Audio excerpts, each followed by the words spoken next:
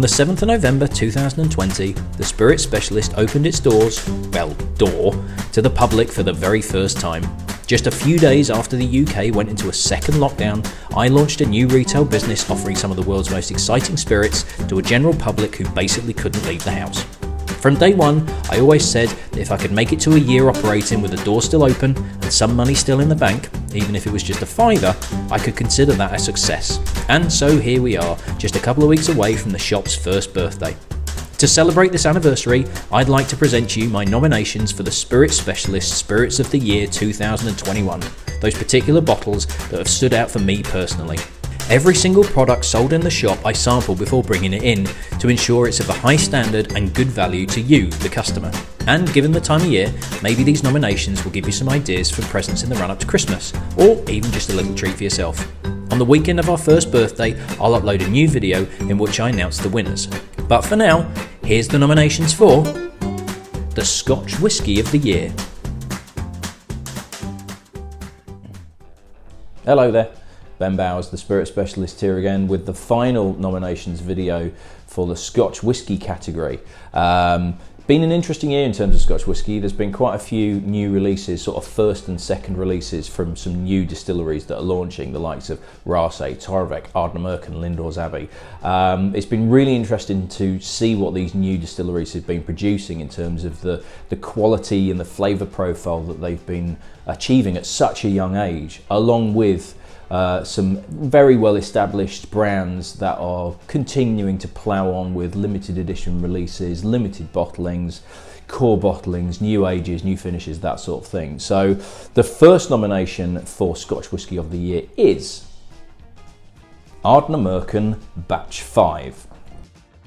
So ARDNAMURCHAN launched actually last year, Batch 1, and I obviously wasn't open at that point, but I just missed out on Batch 2. I basically opened at the time that they released Batch 2 and there wasn't any left as I opened the doors, but I was fortunate enough to get some Batch 3. Batch 4 is only available in the US, so kind of technically this is Batch 4 in the UK, but this is Batch 5 because Batch 4 was a US exclusive. And I was very happy to be able to get some Batch 3. You might have seen my review video of it. I thought it was absolutely fantastic. And then I was even more lucky to get even a little bit more stock of the Batch 5. So at the time of recording, I do actually still have a little bit left on the shelf, which genuinely surprises me because this is a fantastic single malt Scotch whisky. For something so young, I love the complexity that's in here. I love the weight. I love that slight subtle smokiness. I love the kind of almost slightly oily texture. For me, this is very much a Springbank equivalent, and that is a pretty good thing for them to be emulating. I don't think they're doing it deliberately. It has enough character of its own. It's more the texture, but if there's people out there that are looking for Springbank, which is getting harder and harder to get, as an alternative, this absolutely fits the bill. For a distillery so young, and they're really open in terms of the blockchain technology that they've got. So if you want to scan the QR code on the bottle that you buy, you can really look into the exact cask breakdown of when they were filled, what cask they are, when it was bottled, all of this lot. The information that they're providing is fascinating if you're into that sort of thing. But it's also giving you that provenance. It's giving you that evidence that they are really kind of taking care and attention to every little detail of this. Not only that, but the staff are fantastic. Graham, who is their sales manager, brand ambassador, whatever you want to call him, is an absolutely lovely bloke, which definitely helps. But I'm so impressed with this whiskey, and it very much is a deserved nomination for my Scotch Whisky of the Year. So the Batch 5, because the Batch 3 has now gone, at the time of recording, still a little bit left. And the price point as well, I think 45 quid is actually a really good price point, because there were sort of new distilleries or early releases and limited releases from some younger distilleries that were getting quite a bit expensive, and they could easily have gone in at like 60 quid, 70 quid and probably gotten away with it, but they haven't. I do think 45 quid is kind of now like the entry level point. You know, 40 to 45 quid is where single malt Scotch whisky is kind of starting from now. You know, it isn't 25 quid anymore, it isn't 30. That was like 10, 15 years ago when I was running the whisky shop. So price point I think is excellent, and the liquid inside is even better. The second nomination for Scotch Whisky of the Year is Gordon & MacPhail Discovery Range MILTONDUFF 10-year-old. So those of you that know me know that immediately prior to opening the shop, I worked for Gordon MacPhail for about, we're probably looking at about 3.5 years.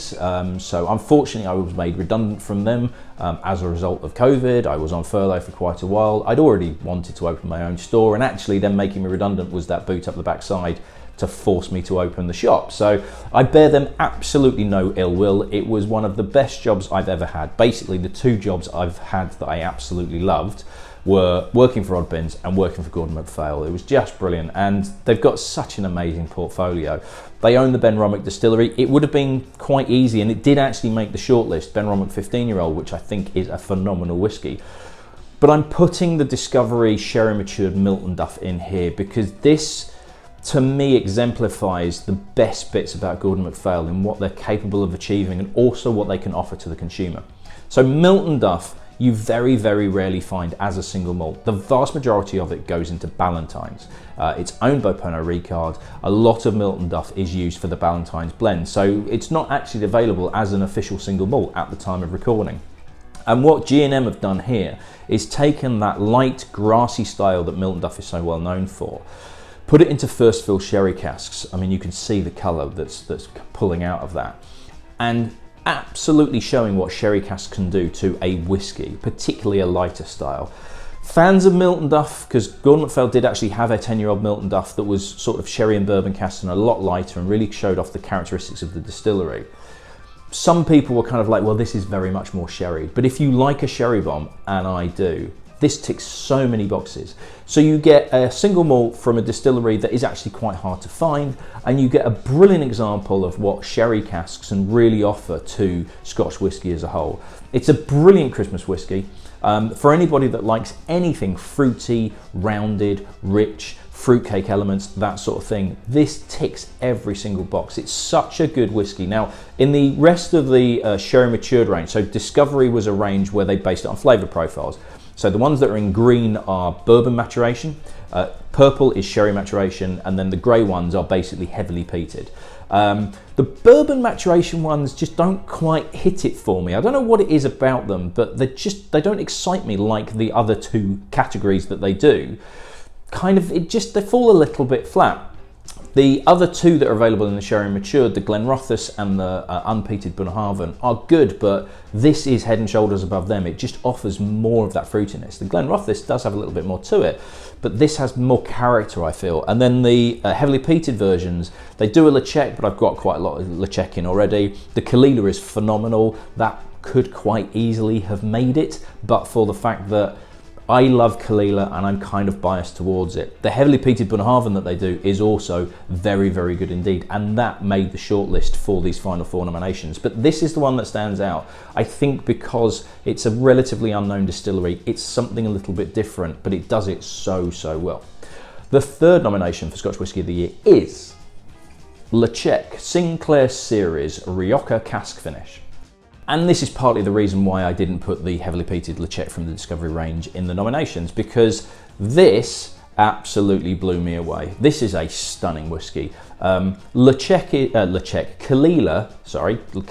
is my #1 heavily peated distillery, but I think LeChèque is getting pretty close, because the more I'm having of it, the more it is ticking all those boxes that I like for heavily peated whiskey.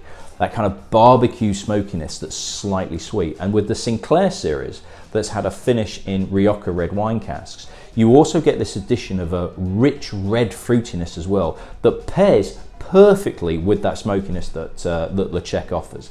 I also have a bottling from Gordon MacPhail, which has spent 2 years of its life. Is it 2 or 3? Hang on. Is it a 12-year-old that's had 3 years? I think it's a 12-year-old that's had 3 years, so a quarter of its maturation time in Hermitage red wine casks. You may have seen the video where I compared literally side by side the Rioja finish from the official bottling from the owners to the 12-year-old Hermitage finish from G&M, and the price points are markedly different, but also the price points are kind of justified in terms of where the whiskies go and what directions they take, and the refined elegance of the Gordon MacPhail version compared to the softer, much more drinkable version of this. Now, I could quite easily put the Gordon MacPhail one in, but I think because of the price point, because it's much more accessible, this is the one that actually gets the nomination.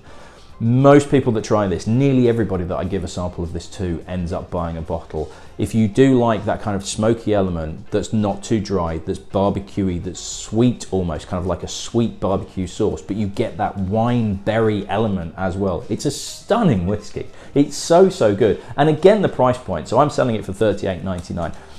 They could easily have put this at, you know, Sinclair series. It's a limited edition range, 50 quid. And actually that probably would have been a decent price. I think a lot of people would have gone, yeah, that's fair enough. It's an excellent whiskey, go with it. So to do it at, you know, $38.99, I think is such good value for money. It's so, so good. So the fourth and final nomination for my Scotch Whisky of the Year is Isle of RAASAY Batch 2.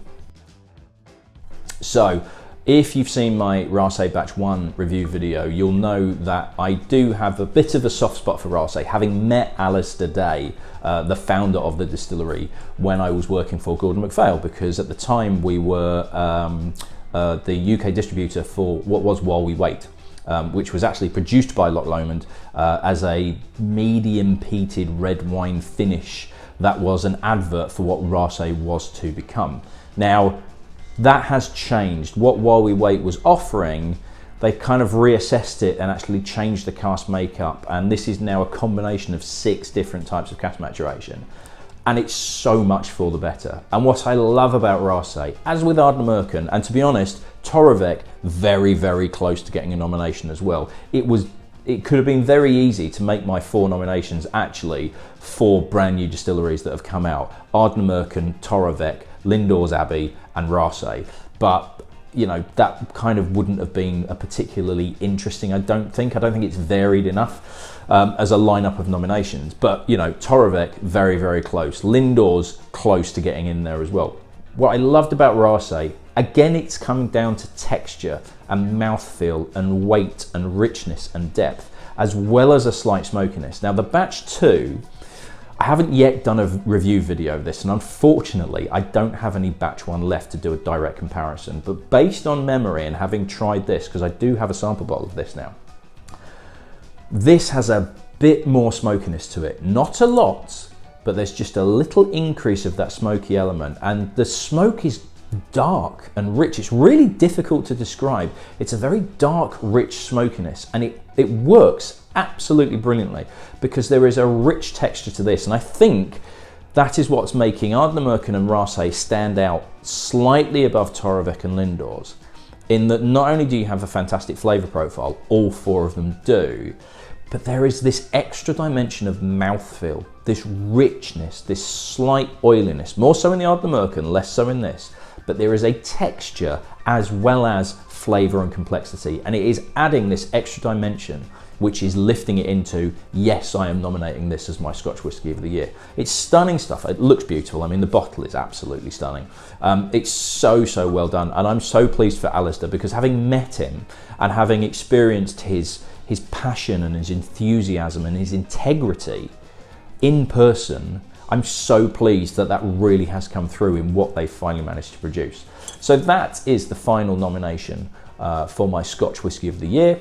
Other nomination videos will be up by the time that you watch this, because this is the very last category, and then I will be doing a final video across the weekend of our 1st anniversary. So our 1st anniversary is on the Sunday, 7th of November, so at some point over that weekend. I did think about actually doing it as a live stream, but I'm probably not. But you'll be able to see in one video all the winners for each category in one go.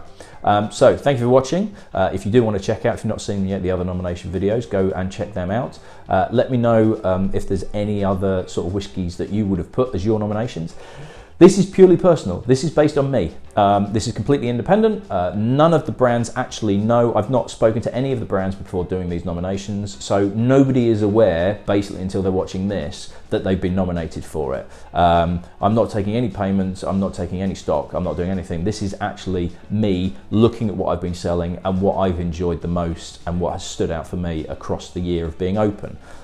So yes, I know there's award ceremonies out there where it's like, you know, you pay to enter, or there's kind of like stock given, or a bit of a kind of like backhander of, oh, you know, give us a nomination or give us that title and all this lot. None of that's going on here, because nobody knows I'm doing it apart from me. right now, until you're watching this, and then it's become pretty obvious. Anyway, I'm rambling for a change. Thank you for watching, and I'll hopefully see you at the final awards reveal. Cheers.